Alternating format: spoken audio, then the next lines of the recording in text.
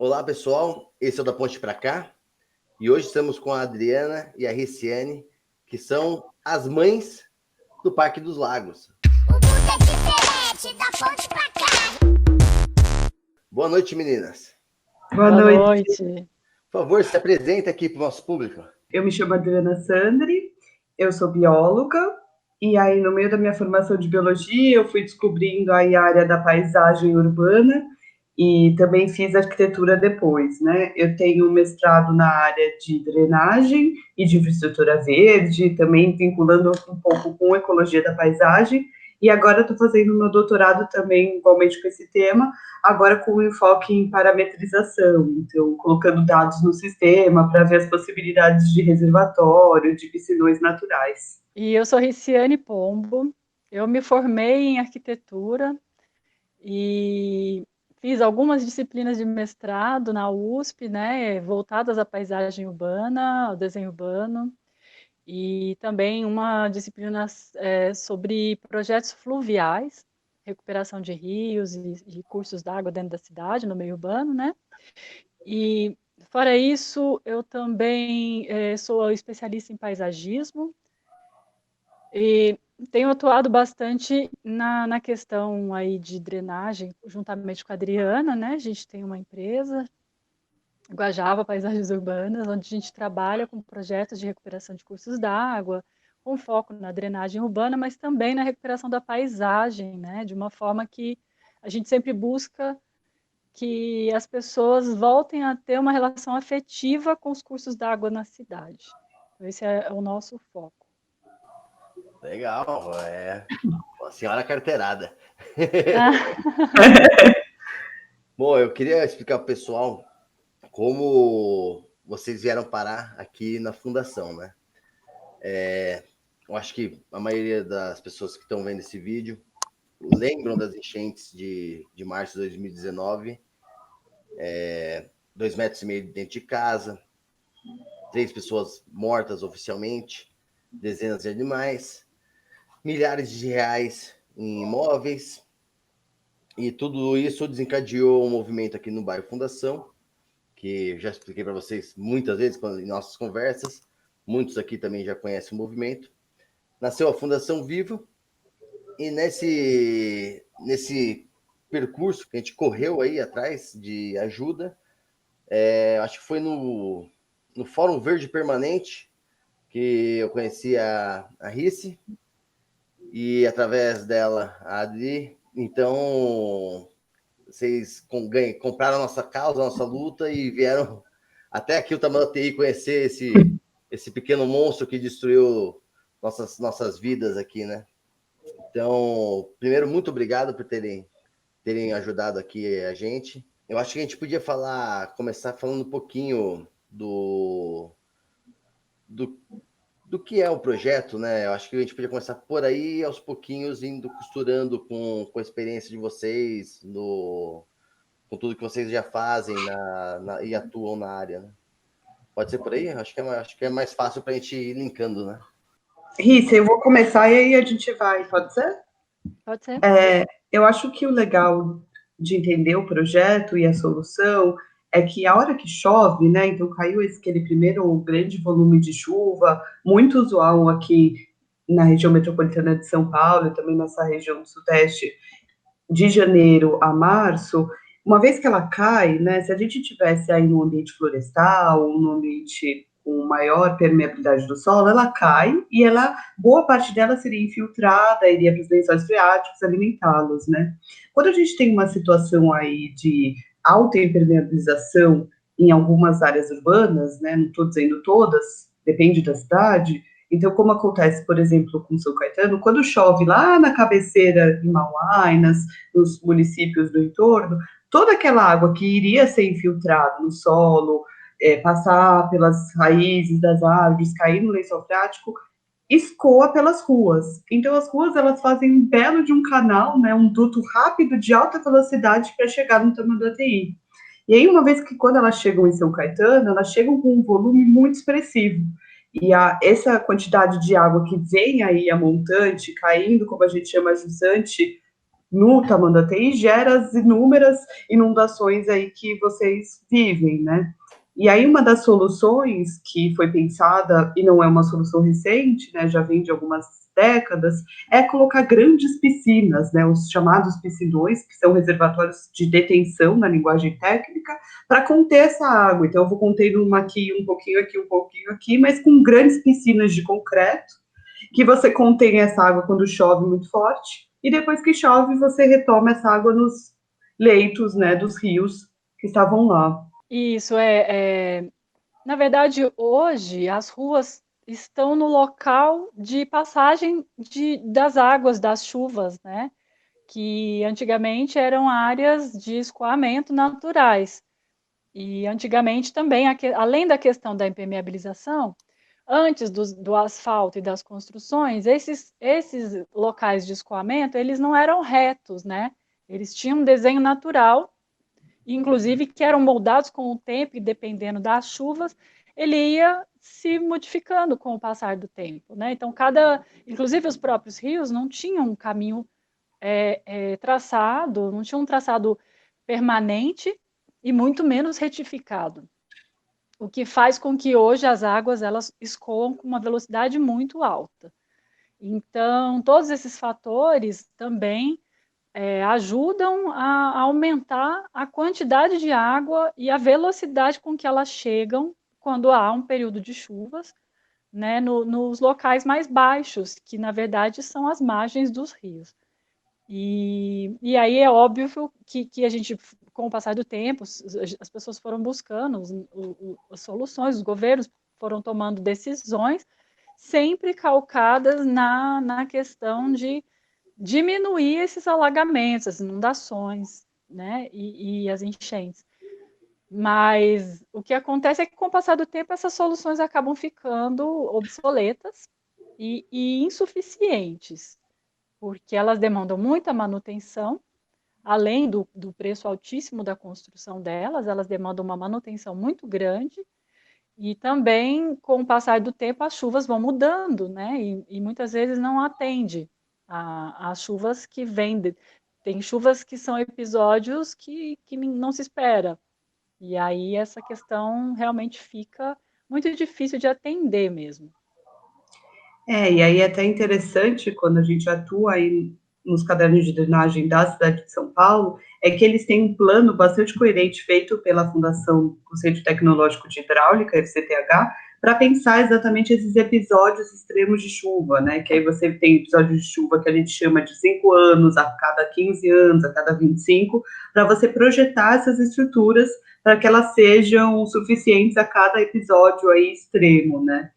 Eu E aí concordo são com a Alice. cálculos, né, que são Exato. necessários e que realmente essas estruturas elas acabam sendo necessárias, infelizmente, em vários locais, porque realmente não tem condição de você retomar a qualidade natural dos espaços como um todo. Então, em algumas cidades, em alguns locais, realmente é a única saída que a gente tem, implantar os piscinões Subterrâneos, né? subterrâneos, é isso. E o referente ao Parque dos Lagos, onde que ele se encaixa nesses modelos? Onde ele se encaixa nisso? O Parque dos Lagos ele tem um potencial muito grande em São Caetano, um diferencial bem legal, por quê, né? Quando você tem essas grandes piscinas, que a gente chama dos piscinões, qual que é a ideia básica deles? Que chova, enche de água, parou de chover, eu escorro toda aquela água de volta para o rio, e essa água é uma água muito suja, né? Porque vem toda a poluição difusa das ruas, vem óleo de carro, vem borracha, vem tudo que você pode imaginar de sujeira aí para esse piscinão. E aí depois ele bombeia essa água de volta.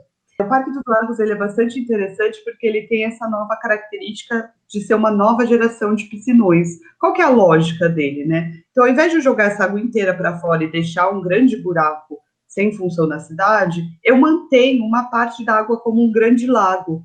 E aí, no entorno do lago, eu posso pôr vegetação, banco, atividade de lazer. Então, eu consigo estruturar junto a esse novo piscinão, que a gente chamaria de reservatório de retenção, né? essa nova geração super interessante, parques, áreas de lazer, áreas de contato com a água, áreas simbólicas. E isso é completamente diferente de que eu ter um buraco fétido do lado da minha casa. Eu vou ter, na verdade, uma área de piscina, uma área desse piscinão, uma área de lagos, uma área de lazer, certo? E ainda assim, uma área de tratamento dessa água, porque essas vegetações que ficam no entorno, essas pequenas ilhas que podem ser colocadas nos lagos, tratam também essa minha água. Então, eu também reduzo poluição difusa que se encontra nela, né, Liz? Isso é. Então, assim, o nosso projeto ele é baseado em soluções naturais, né? A gente chama infraestrutura verde. Então, essas bacias de retenção, podemos chamar de lagoas de retenção, elas são colocadas ao longo do curso d'água, em alguns espaços que são próximos do curso d'água principal, porque daí essa água da chuva que viria e cairia num piscinão de concreto, elas vão passar por essas lagoas, elas vão ter um filtro antes, né? A gente sempre utiliza uma bacia de sedimentação, porque dali você tem um espaço para reter o sólido, boa parte do sólido fica nessa bacia de sedimentação. Aí as águas seguem para as bacias de retenção, onde elas são, é importante dizer que elas são bacias naturais, não são concretadas, elas são espaços verdes, são espaços permeáveis, e tem essa lâmina d'água permanente que faz com que o espaço seja realmente como lagoas mesmo, né? E aí ela favorece a limpeza, né? Como a Adriana falou, através de fitorremediação também. Então, o nosso projeto ele é todo pensado dessa maneira, porque ali na região do bairro Fundação, você tem ainda áreas grandes onde a gente pode aplicar esse tipo de solução. Diferentemente de uma área onde é toda edificada, ali você tem espaços que são, inclusive, são espaços que hoje sofrem até com a inundação, porque são na beira do rio Tamanduateí.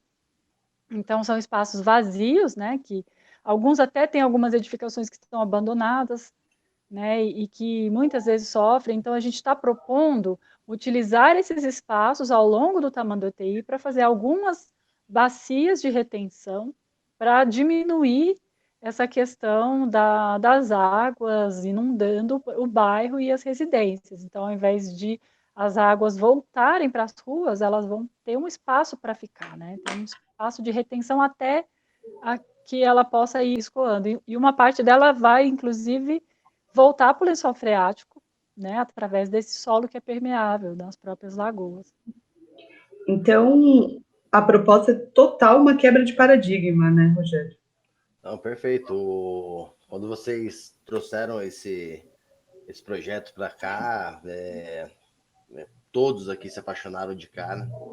Quando apresentamos ele no final do ano, quem assistiu gostou, quem ouviu falar adorou. E vai de encontro com o que a gente precisa no bairro, com as necessidades do pessoal. Também que acontece aqui da desvalorização dos imóveis, isso valorizaria os imóveis de novo, uma retomada imobiliária do pessoal aqui, que depois da última enchente, muitas casas foram colocadas à venda e as pessoas foram embora, desvalorizou todo o pedaço, todo o bairro, e isso traria também, de novo, o interesse para o pessoal aqui, o interesse imobiliário aqui, que seria ótimo, uma revitalização total aqui do bairro, que é o que a gente luta aqui na Fundação Vivo. Então, isso é perfeito. Eu acho que o projeto ele é lindo, é o ideal. Não sei porque ainda tem gente que insiste em cavar buraco, encher de cimento e falar que pronto, está entregue a solução. Mas, e sobre espaço de lazer, né? Você comentou que dá para construir algo junto com esse modelo de piscinão que tem no Parque dos Lagos, né? E como é Parque dos Lagos, né? Deve tem uma previsão, né, do espaço de lazer. Como que vocês explicam, né, como funciona esse espaço de lazer? Na verdade, a gente aproveita esse projeto dos lagos para criar um espaço de lazer para a população. Então, onde você tem os lagos, a gente juntamente cria áreas de circulação, áreas de playground, quadras esportivas, o que for possível a gente colocar nos locais. Claro que isso vai depender do tamanho, né, da área que a gente vai conseguir incorporar ao projeto, mas as soluções são sempre voltadas à circulação e integração das pessoas, porque o foco do projeto, como a gente falou, como eu disse na minha apresentação, é que a gente possa trazer de volta a relação das pessoas com as águas, mas uma relação positiva, né? Uma relação afetiva, de que estar ao lado de um curso d'água, estar ao lado de uma lagoa, é uma coisa bacana, é um espaço de contemplação, de brincadeira, como era antigamente, né? Tem muita gente que conta relatos de que descia aqui da Vila Mariana até o Parque do Ibirapuera de canoa, porque ali, quando foram construídas as lagoas, inclusive, as lagoas do Parque Ibirapuera são lagoas de retenção. São exatamente um modelo do que a gente está propondo. Claro que lá em uma escala diferente, né? Mas elas, inclusive, foram implantadas por uma obrigatoriedade do sistema de água e saneamento da época, que era o RAI, da companhia, né, de água e saneamento, porque quando foi a criação do parque, eles secaram a área que antigamente era uma área de pântano.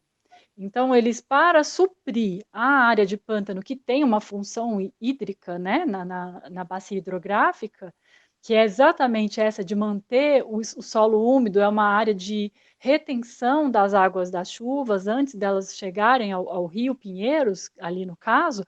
Então, para que isso fosse suprido, né, você tirar o pântano, então tem que suprir de alguma forma, e foi obrigatório criar-se as lagoas, né, no projeto do Parque Ibirapuera. Então, muita gente não sabe, inclusive, que essas lagoas são artificiais, né, que elas foram feitas para suprir o que era antes, você tirou o pântano. Então, nesse caso, a gente vai criar como se fosse um parque mesmo. A gente vai criar espaços de contemplação, espaços de lazer, pode ter espaços de prática esportiva, e essa que é a ideia mesmo, utilizar o projeto nesse sentido.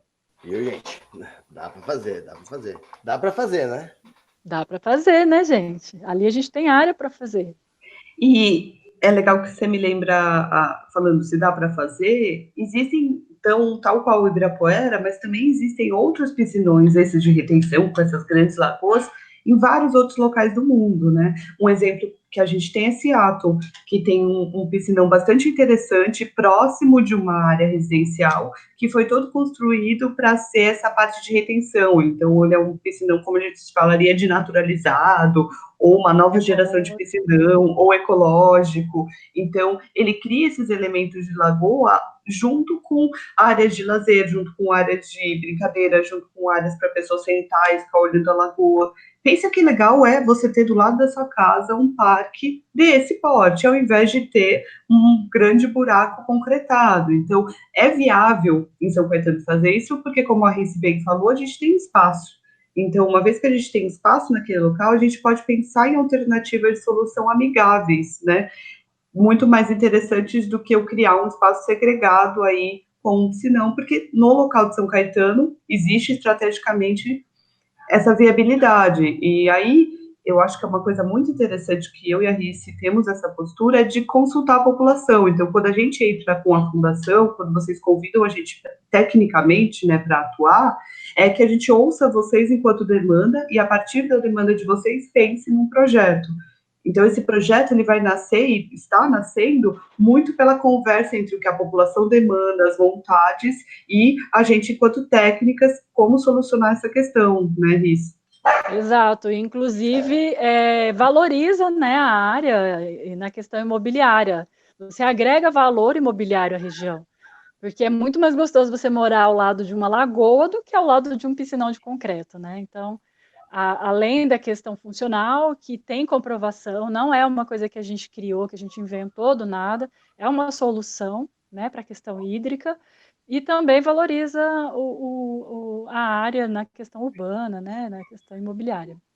Exato, é uma mudança total de paradigma que você tem nas duas duas não, até antes, né? Décadas de você entender que você não tem que, quando a água cai no seu terreno, jogar ela com toda a velocidade para fora e com a maior velocidade de escoamento possível para chegar no córrego final, né? Então, Sim. quando chove, até a gente brinca, sai na sua casa e vê, vira uma cachoeira, né? Todas as ruas de São Caetano, de São Paulo, é usual isso.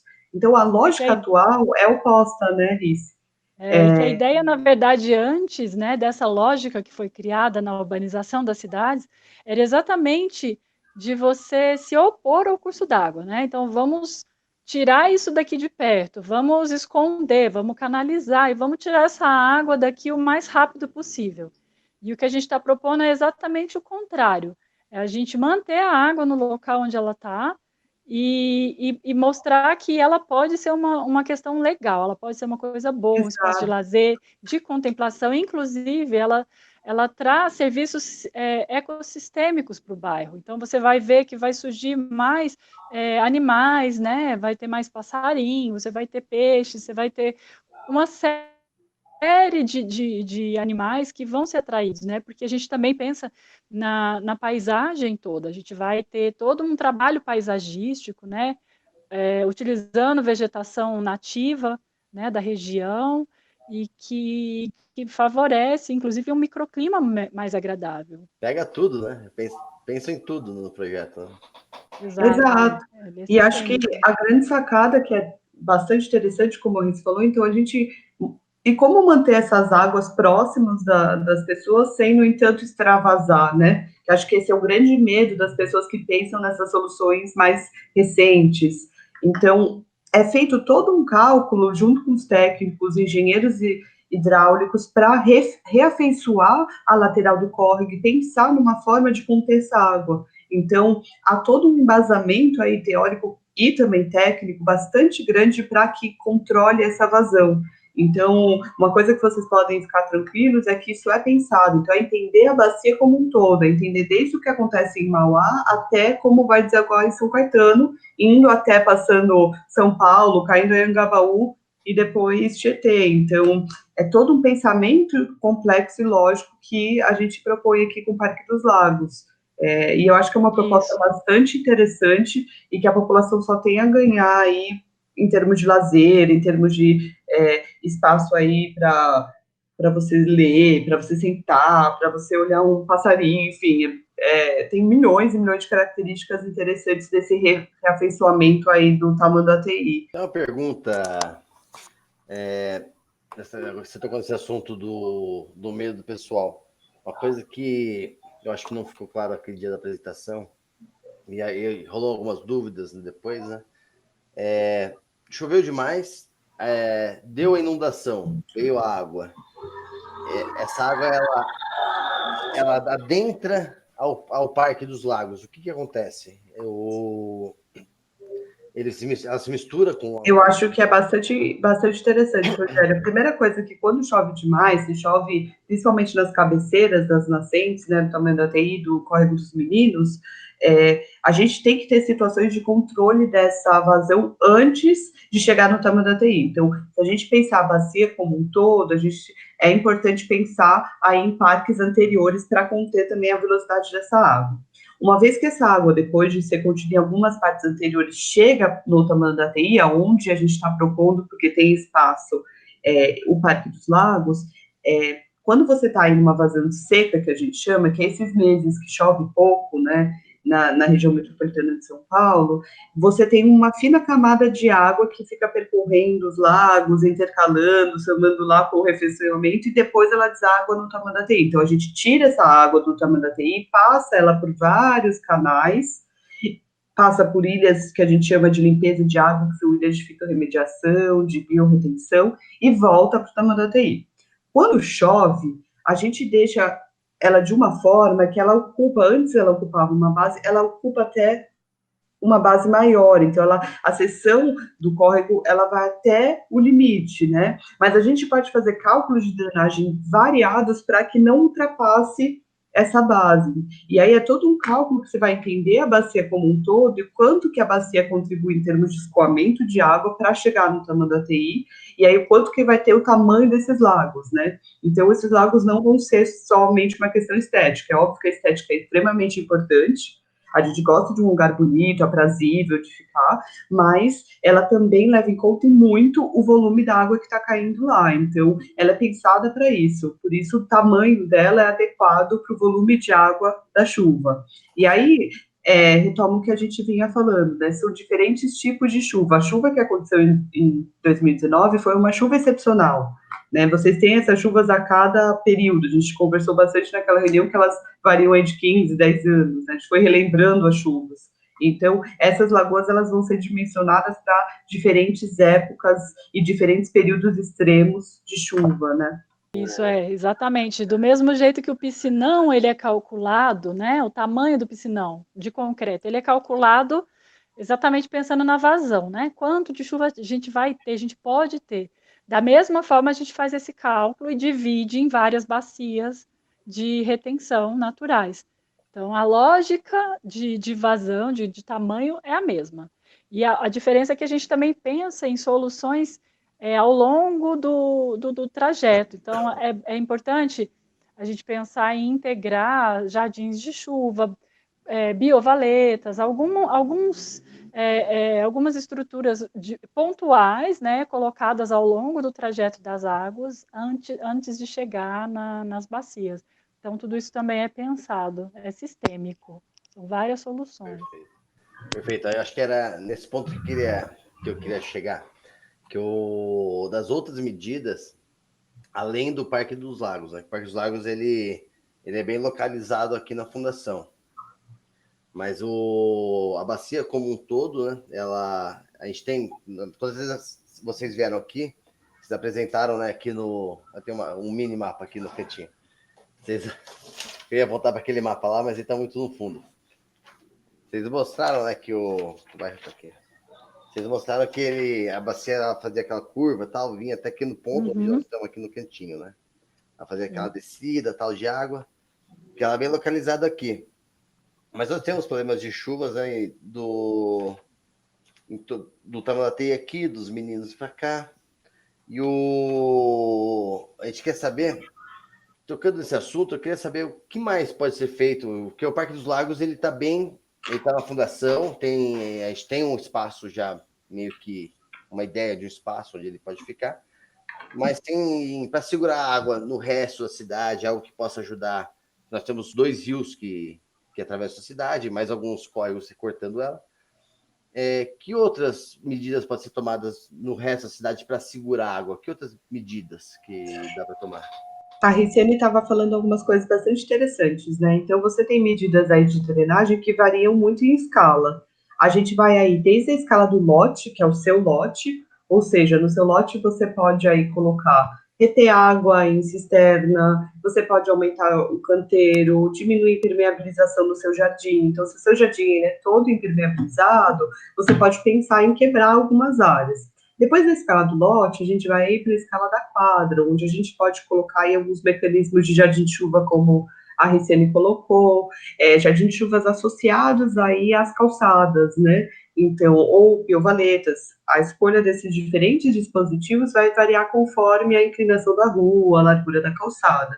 Depois, quando a gente sai da escala da quadra, né, e vai para a escala aí maior, a gente pode pensar em parques lineares. Então, por que não pegar o Córrego dos Meninos, né, o Ribeirão, e pensar em alguns dispositivos para reter essa água antes que ela chegue com toda a velocidade? Imagina que legal você ter um parque linear do lado da sua casa, ou seja, estruturado, com uma água limpa, né? Então, uma vez que você tem aí a coleta de esgoto, você pode pensar nessa água aí correndo pela sua casa e ter essa relação afetiva que a Rice e eu tanto defendemos.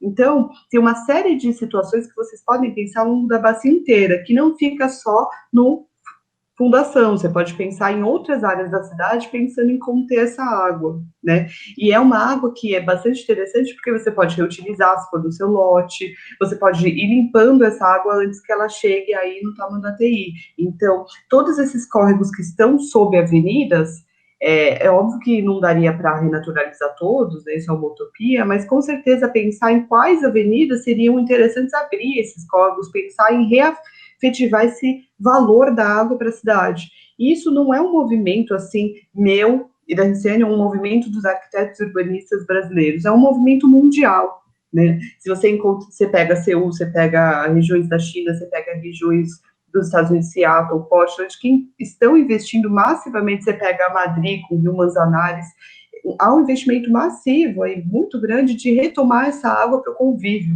essa água limpa, essa água interessante, esse espaço que, se você perguntar para os nossos avós, né, eles tinham esse contato. E por que a gente perdeu aí ao longo desses últimos 100 anos aí de alta urbanização? Por que não retomar isso, né? De uma forma qualificada, obviamente, né, de uma forma bastante interessante aí de contato com essa água, esse contato simbólico. É importante a gente mostrar para a população, né, por que foram escolhidas essas soluções. Então, tudo isso que a Adriana comentou, tudo isso que a gente falou ao longo do tempo aí, a gente está dizendo que, olha, população, a cidade precisa retomar a relação com os córregos, e não somente com os cursos d'água, mas também com o meio ambiente local, né? Porque todo local tem o seu microclima. Então, a gente sempre faz esse apelo, a gente sempre gosta de levar ao público, né, a explicação, a parte técnica mesmo, de por que a gente toma essas decisões como partido dos nossos projetos, e o envolvimento da população em geral, né, de toda a cidade, porque é muito importante que tenha a aprovação, né, dessas pessoas, né, porque são vocês que vão morar, né, então por isso que a gente também foi levar para a associação, para a fundação, para que a população entendesse a tomada de decisão desse projeto que a gente está apresentando. É isso aí, pessoal. As especialistas fizeram o estudo, cabe a nós fazermos a luta. Vamos pressionar, vamos exigir que o melhor projeto seja implementado. Não podemos aceitar um esgoto a céu aberto aqui. Não podemos aceitar o que é esse refundação aqui no bairro. Nós temos propostas, a Fundação Viva sempre se colocou à frente e trouxe pessoas melhores para fazer as nossas ideias. E está aqui, as especialistas. E cadê o deles? Então, vamos fazer pressão, vamos divulgar, vamos mostrar isso aqui, vamos levar adiante. Porque são essas ideias que modificam a nossa cidade. Beleza, pessoal? Tamo junto. Valeu, pessoal. Obrigado por terem vindo, obrigado por terem participado e, principalmente, obrigado por terem dado as condições para que esse estudo tenha acontecido e que ele vire o projeto oficial aqui do bairro. Obrigada, viu, Rogério? Esperamos que tenha sucesso aí, né, na Fundação, que a associação consiga lutar pelo que ela decidir que é o melhor, que a população possa lutar, né? Obrigada. É isso, obrigada, Rogério, pelo convite, e você, em nome da associação, vocês têm uma causa bastante justa, que é o Parque dos Lagos. Eu acho que, independente da classe social, de quem mora, a gente tem o direito a usufruir de um espaço de qualidade, e acredito que vai ser um espaço bastante diverso e interessante. Então, eu espero ver aí nos próximos anos que esse projeto seja consolidado, porque ele é uma coisa muito especial aí para a população. Obrigada pelo convite. O mundo é diferente, da ponte pra cá.